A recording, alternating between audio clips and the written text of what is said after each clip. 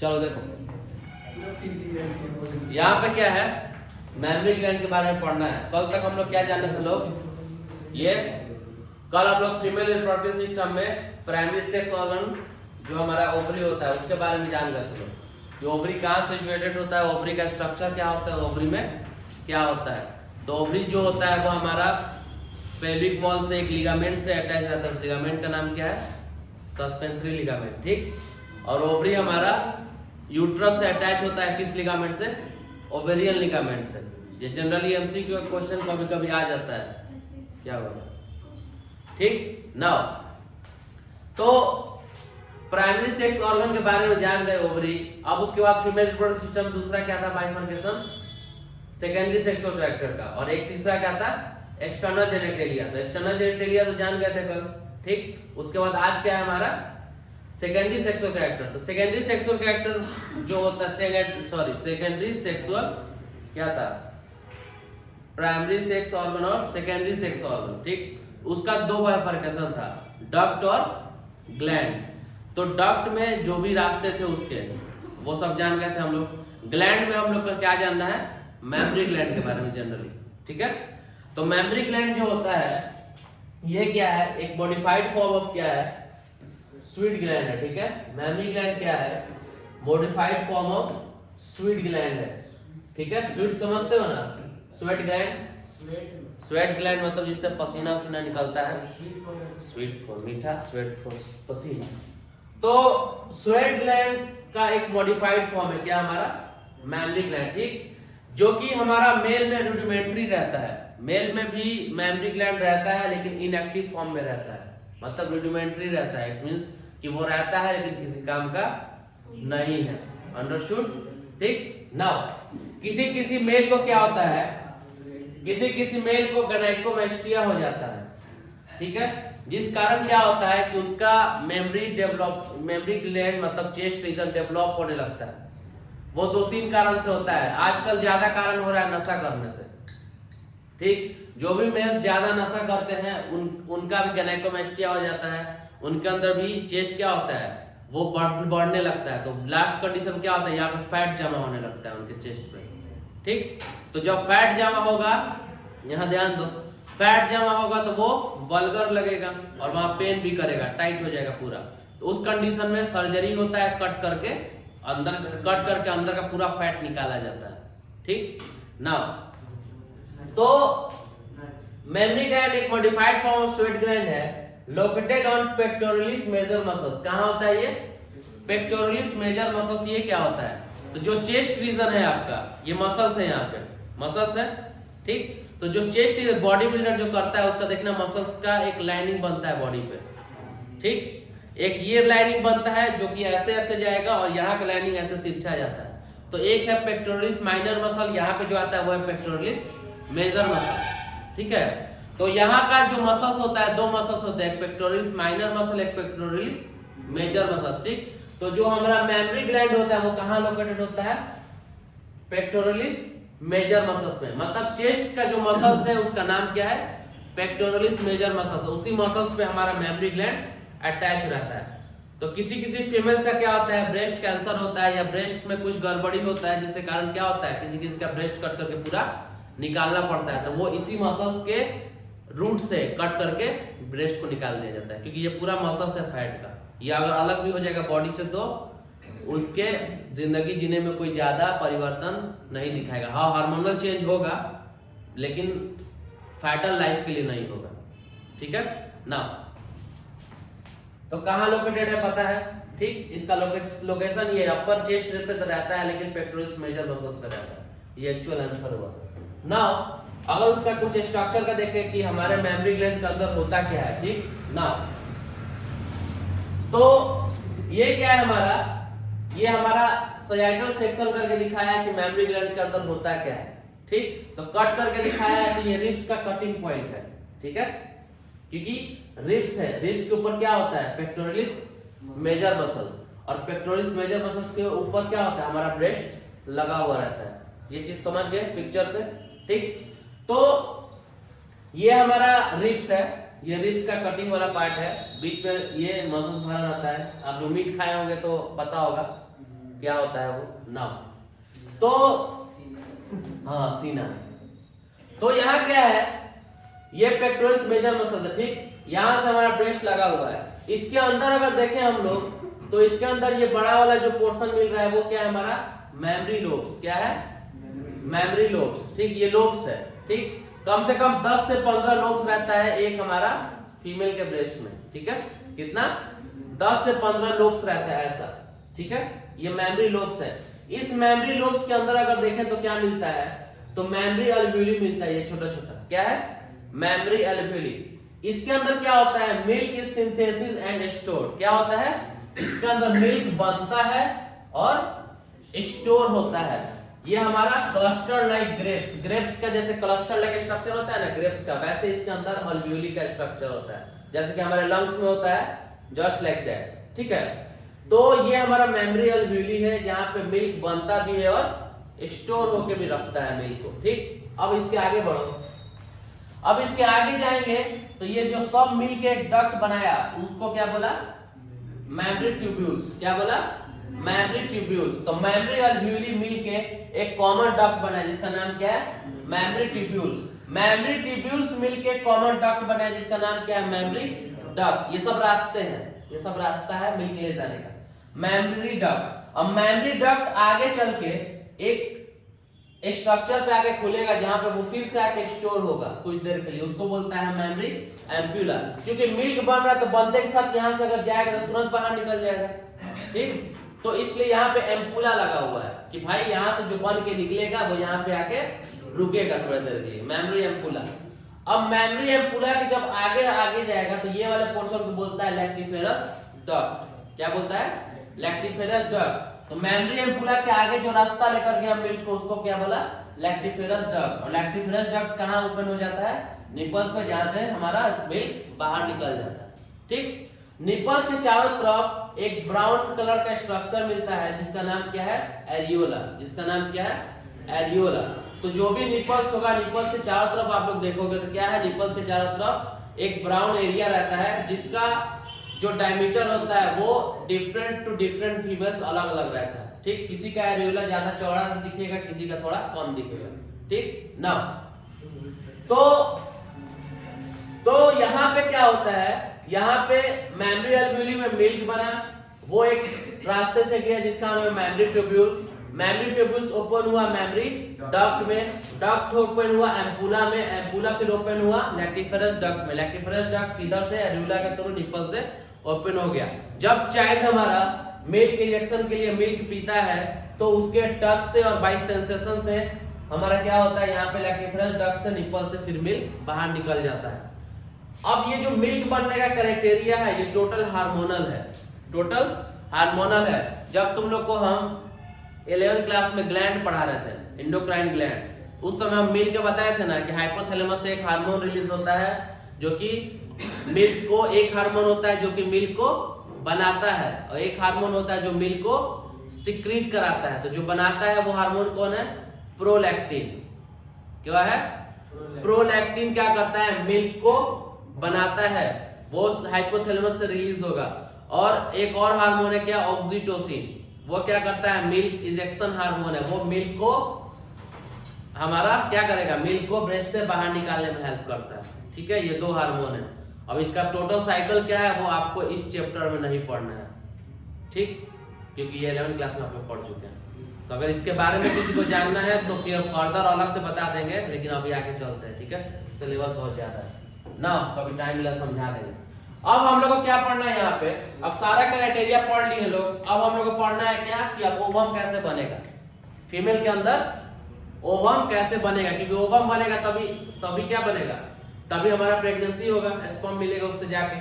तो ओवम बनने की क्राइटेरिया अगर हम लोग मेल का बात करें तो मेल में क्या था? मेल में अगर हम लोग जब स्पर्म बनाने का देखे थे, लोग क्या देखे थे? डायरेक्टली टेस्टिस में सेमिनिफरस ट्यूब्यूल्स में हमारा क्या बन रहा था? उसके स्पर्मेटोगोनिया सेल से डायरेक्ट हमारा स्पर्म बन रहा था। तो बर्थ से पहले की बर्थ के बाद, बर्थ के बाद प्यूबर्टी अटेन करने के बाद बन रहा था। लेकिन गर्ल्स में क्या होता है? प्यूबर्टी अटेन करने से पहले और मदर के वॉर्म में ही रहती है तभी से बनना शुरू हो जाता है, लेकिन बॉयज में ऐसा नहीं है। तो अगर बोले कि spermatogenesis occur in male which is the formation of sperm in male, कब से स्टार्ट हो जाता है?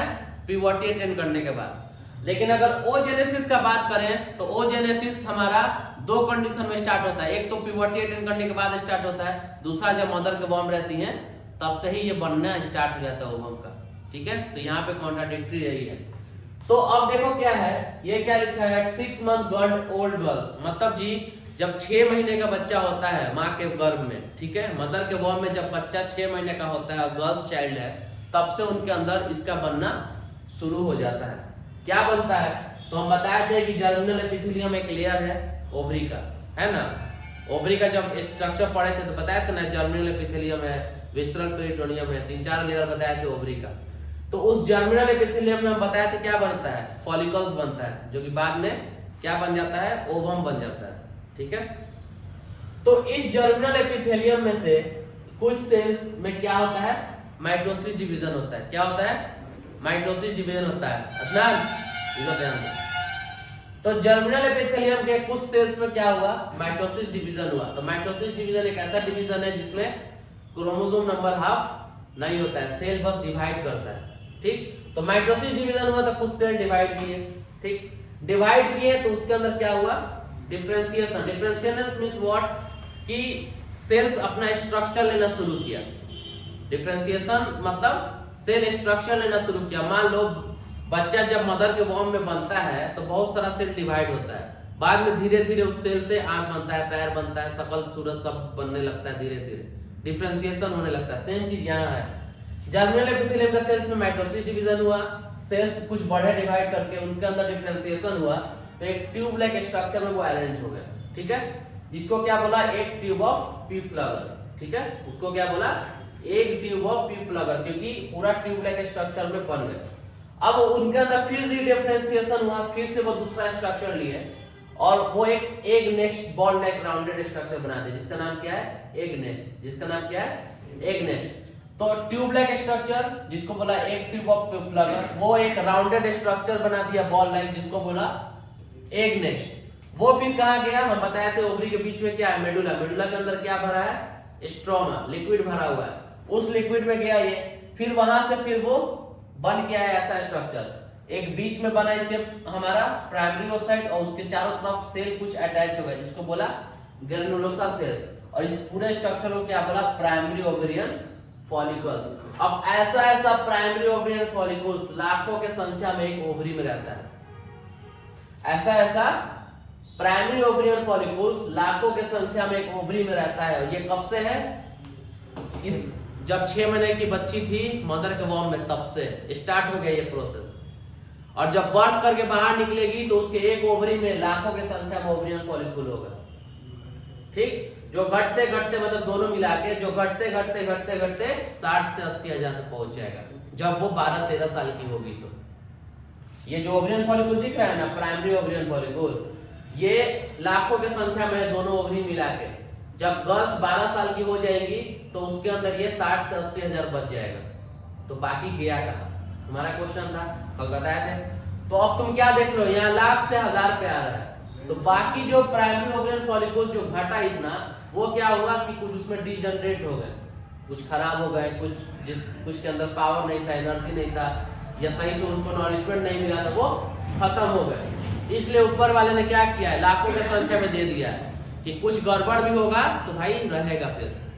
अब ये जो 60 से 80 हजार जो ओवरियन फॉलिकल बच गया, प्राइमरी ओवरियन फॉलिकल, अब जब प्यूबर्टी अटेन करने के बाद हर एक मेस्ट्रुअल साइकिल पे एक ओवरियन फॉलिकल जाएगा, ओवम बनाएगा, और मेस्ट्रुअल साइकिल अगर प्रेगनेंसी हो गया तो प्रेग्नेंट होगी लेडी, वरना वो फिर मेस्ट्रुअल साइकिल के ब्लीडिंग के माध्यम से बाहर निकल जाएगा। Is that clear? ये प्रोसेस किसके अंदर हो रहा है, जो बच्ची मदर के वॉर्म में उसके अंदर हो रहा है। ठीक है, नाउ अब क्या है कि ये जो प्राइमरी ओवरियन फॉलिकल्स था, ठीक, ये समझ में आ गया ना। अब क्या है कि ये जो प्राइमरी ओवरियन फॉलिकल्स है, इसका डेवलपमेंट अलग से होता है, और जो अंदर ये प्राइमरी ओसाइट है, इसका डेवलपमेंट अलग से होता है। तो अंदर ये जो प्राइमरी ओसाइट है, ये डेवलप होता है ओवम में, ये डेवलप होता है ओवम में जो कि एग बना और उससे स्पर्म मिलता है तो प्रेगनेंसी होता है। और ये जो प्राइमरी ओवरियन फॉलिकल्स दिख रहा है जिसको बोला सॉरी ये जो ऊपर का लेयर दिख रहा है जिसको बोला क्या ग्रेनुलोसा सेल्स, ये क्या करता है हार्मोन रिलीज करता है जो कि फीमेल में सेकेंडरी सेक्सुअल कैरेक्टर को इनहेंस करता है। ठीक है ना, तो देखो ये क्या है फर्स्ट डिग्री फॉलिकल मतलब प्राइमरी ओवरियन फॉलिकल। इसके अंदर क्या मिलता है सिंगल लेयर ग्रेनुलोसा सेल्स मिलता है, ठीक, जो कि क्या सिक्रीट करता है एस्ट्रोजन, जो कि क्या सिक्रीट करता है एस्ट्रोजन। तो गर्ल्स के अंदर दो हार्मोन रिलीज होता है प्रोजेस्टेरोन और एस्ट्रोजन, जो कि गर्ल्स के सेकेंडरी सेक्सुअल कैरेक्टर को क्या करता है कराता है, जबकि उनके अंदर प्यूबिक एरिया में जो भी ये प्यूबिक एरिया में जो भी परिवर्तन हो रहा है, ब्रेस्ट में जो भी परिवर्तन हो रहा है, उनके अंदर ओवम का बनना सारा कुछ ये डेवलप कराता है। ठीक, तो जैसे जैसे प्यूबर्टी अटेन करती है गर्ल्स, जैसे जैसे एज बढ़ता है उनका जेनिटल एरिया, प्यूबिक एरिया या उनका ब्रेस्ट रीजन सारा डेवलप होना शुरू हो जाता है कि जब वो प्रेगनेंसी टेक प्लेस करेंगी तो बच्चे को दूध पिलाने के लिए उनका ब्रेस्ट भी डेवलप रहे और प्रेगनेंसी टेक प्लेस करने के लिए उनका यूट्रस भी सही से रहे। ठीक, तो उसके लिए हार्मोन रिलीज होता है और उनके अंदर सेकेंडरी सेक्सुअल कैरेक्टर उनके अंदर हार्मोन रिलीज कराता है जो कि उनको क्वार्टर्स के लिए भी इनहेंस करे ना। तो ये क्या है हमारा प्राइमरी ओवरियन फॉलिकल्स। ठीक, ये कब बना था जब बच्ची 6 मंथ की थी उसके बाद बनना शुरू हो गया था। ठीक, तो जब बच्ची पैदा होकर बाहर निकली उससे पहले पहले ये बन गया था। कौन ये। अब इसका डेवलपमेंट जब बच्ची का कब होगा प्यूबर्टी अटेन करने के बाद। ठीक, तो जब बच्ची 12 साल की एज की हो गई, जब बच्ची 12 साल या 13 साल की एज की हो गई प्यूबर्टी अटेन कर गई, उसके बाद जो उसका प्राइमरी ओवरियन फॉलिकल्स है, अब हर एक प्राइमरी ओवरियन फॉलिकल्स हर एक मंथ में एक साइकिल पे जाएगा जिसमें से ओवम बनेगा। ठीक है, तो यहाँ क्या है डेवलपिंग फॉलिकल्स, बस फॉलिकल का डेवलपमेंट यहाँ देख रहे हैं हम लोग। फर्स्ट डिग्री प्राइमरी से क्या बनेगा सेकेंडरी, सेकेंडरी से क्या बनेगा टर्शियरी, टर्शियरी से क्या बनेगा ग्राफियन फॉलिकल्स। इसका डेवलपमेंट बस पढ़ रहे हैं किसका, इसका अंदर क्या है ओसाइट, इससे बनेगा ओवम, ये बाद में पढ़ना है। तो प्राइमरी से क्या बना सेकेंडरी, जब सेकेंडरी बनेगा तो ग्रेनुलोसा से जो सिंगल लेयर था अब वो डबल में चेंज करेगा और उसके बाहर एक लेयर चढ़ जाएगा जिसका नाम क्या है थीका, जिसका नाम क्या है थीका ना। यहाँ कंफ्यूजन मत होना सब, प्लांट्स के थीका का अगर बात करेगा तो वह एंथरका चेंबर का बात कर रहा है, और अगर इंसानों में थीका का बात करेगा फीमेल में तो वो फॉलिकल के चारों तरफ के लेयर का बात कर रहा है। याद रहे अगर एमसीक्यू में थीका शब्द अगर प्लांट से रिलेटेड आ रहा है तो वो एंथर से रिलेटेड होगा, पॉलन चेंबर से रिलेटेड होगा, और अगर थीका शब्द फीमेल में या वुमेन में आ रहा है इसका मतलब वो फॉलिकल्स के बाहर का लेयर का बात कर रहा है। ठीक है, ओजेनेसिस का बात कर रहा है। तो ज्यादा ग्रेनुलोसा सेल्स बना, थीका बना सेकेंडरी में। ठीक, अगर हम टर्शियरी का बात करें तो टर्शियरी में क्या होगा थीका का 2 लेयर हो जाएगा, एक्सटर्ना और इंटरना, और अंदर एक एंट्रम बनेगा। क्या बनेगा एक एंट्रम बनेगा जिसके अंदर क्या है फ्लूइड है, जिसके अंदर क्या भरा रहेगा फ्लूइड भरा रहेगा। और ये जो फर्स्ट डिग्री ओ साइड था अब किस में चेंज होगा सेकेंड डिग्री में चेंज हो जाएगा। ठीक, सेकेंड अब आओ, अब ये क्या है लास्ट ग्राफियन फॉलिकल, सबसे मैच्योर हो गया। ग्राफियन फॉलिकल में फुल्ली डेवलप एंट्रम जो होता है फुल्ली डेवलप हो जाता है। ये जो प्राइमरी ओ साइड था जो कि ओवम बनेगा उसके चारों तरफ एक लेयर चढ़ जाता है जिसका नाम क्या है जोना पेल्यूसिडा। ये जो लेयर है वो क्या करता है उसको बचा के रखता है, बाहर से कोई चीज उसको डिस्टर्ब ना करे। उसके बाद ये सेकेंडरी ओ साइड तो बन ही जाएगा, थीका इंटरना है थीका एक्सटर्ना है। बाद में क्या होगा ये ग्राफियन फॉलिकल जब मैच्योर हो जाएगा तो उसके अंदर के फॉलिकल को क्या बोलेगा कॉर्पस ल्यूटियम। ये जो ग्राफियन फॉलिकल है वो किसमें कन्वर्ट हो गया कॉर्पस ल्यूटियम। वो क्या बनाएगा प्रोजेस्टेरोन और estrogen which is female sex hormone, जो कि फीमेल और सेकेंडरी सेक्सुअल कैरेक्टर को मेंटेन करके रखेगा। बच गया अंदर का ये ओ साइड, वो किस में बन जाएगा ओवम में। तो एक तरफ से उसका जो बचा हुआ पार्ट है उससे उसका हार्मोन भी मेंटेन हो रहा है और जो अंदर ओवम बना वो बाद में एक बना रहा है। ठीक, तो इससे क्या मालूम चला कि जो ये 2 हार्मोन है ये कब रिलीज हो रहा है जब गर्ल्स प्यूबर्टी अटेन कर रही है उसके बाद। किसकी वजह से रिलीज हो रहा है इस ग्राफियन फॉलिकल्स की वजह से रिलीज हो रहा है। ठीक, तो वही चीज है जब गर्ल्स ऊपर वाले ने ऐसा बना दिया है कि जब स्पर्म रिलीज हो रहा है तो आपके अंदर secondary sexual character testosterone release हो रहा है, तो आपके अंदर मेल का सेक्स हार्मोन रिलीज हो रहा है, तो सेक्सुअल डिजायर डेवलप होगा। फीमेल में जैसे ही ओवम बनना शुरू होगा उनके अंदर ये दोनों हार्मोन बन रहा है, तो एक तरफ से ये क्या कर रहा है, उनके अंदर secondary sexual character secondary sexual organ को बना रहा है। तो ऊपर वाले ने ऐसे करके बनाया। तो फॉलिकल्स कैसे होगा समझ में आ गया। तो 1 degree follicle, 2nd degree follicle theca बनेगा, मोर ग्रेनुलर सेल्स आएगा। 3rd डिग्री फॉलिकल्स में अंदर एंड्रम बनेगा और ग्राफियन फॉलिकल्स फुल्ली मैच्योर हो गया, बाद में वो चेंज हो जाएगा कॉर्पस लुटियम में, जो कि 2 हार्मोन रिलीज करेगा, जो कि फीमेल में उनका सेकेंडरी सेक्सुअल ऑर्गन और कैरेक्टर डेवलप करेगा। बाकी जो बचा बीच में ओ साइड, वो किस में डेवलप करेगा, ओवम में। तो उस ओवम में कैसे डेवलप करेगा वो आगे पढ़ना है, अभी हम लोग सिर्फ फॉलिकल के बारे में पढ़ रहे हैं, ठीक है। दैट्स इट, लेक्चर यहीं तक है। यहाँ तक में किसी को कोई डाउट है तो पूछो।